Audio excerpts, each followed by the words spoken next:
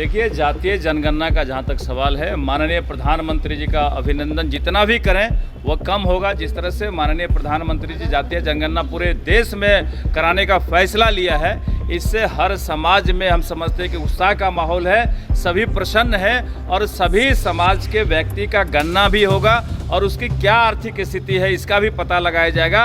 और जब तक हमको आर्थिक स्थिति का पता नहीं चलेगा तब तक हम समाज को कैसे मजबूत करेंगे। इसलिए गंभीर विषय है जो माननीय प्रधानमंत्री लाए हैं, ये पूरी तरह हम समझते हैं कि स्वागत के योग है। और कौन व्यक्ति क्या कहते हैं, सबका अपना अपना विचार हो सकता है। मैं सीधे तौर पे कहना चाहता हूँ कि माननीय प्रधानमंत्री जी का इससे बेहतरीन फैसला नहीं हुआ है, काफ़ी हर समाज के लिए फैसला हुआ है। और इसका क्रेडिट जो लोग लेना चाह रहे हैं, बिहार में भी कुछ लोग कूद रहे हैं, पटाखे फोड़ रहे हैं, उनको पता होना चाहिए जब उनकी सरकार केंद्र में थी तब कान में तेल देकर के सोए हुए थे।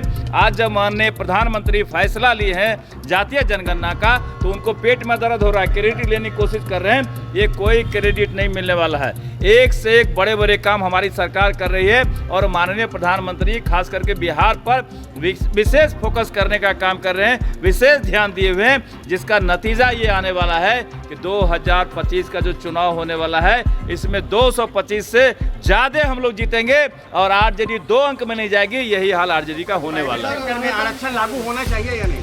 देखिए, इस बात पे हमें कहीं नहीं जाना चाहते हैं। प्राइवेट सेक्टर, प्राइवेट लोगों की मर्जी का काम है, उस पर हम कानून थोप नहीं सकते हैं। ये अपना अपना विचार है।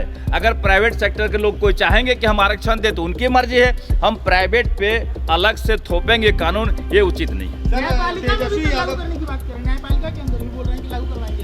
देखिए, अपना अपना डिमांड है। कुछ लोग लगे हुए हैं कि समाज में हम विवाद फैलाएं, समाज को बरगलाएं, समाज को गुमराह करें और सिर्फ ये वोट के लिए तरह तरह का अफवाह फैलाने का काम करते हैं, गुमराह करने का काम करते हैं कि हम तुम्हारे लिए ये करने वाले हैं। कहीं न कहीं लोग समाज को तोड़ना चाहते हैं, क्योंकि विरोधी देख रहे हैं और खास करके आरजेडी के लोग देख रहे हैं कि पूरा देश में सनातनी एक प्लेटफॉर्म पे खड़ा हो रहा है तो इनका जनाधार खिसक रहा है, इनका जमीन खिसक रहा है। इसलिए ये लोग षड्यंत्र कर रहे हैं कि समाज को तोड़ो, जाति को तोड़ो, वर्ण व्यवस्था को तोड़ो। इसमें लगे हुए हैं समाज को तोड़ने में, जो समाज कभी टूटने वाला नहीं है।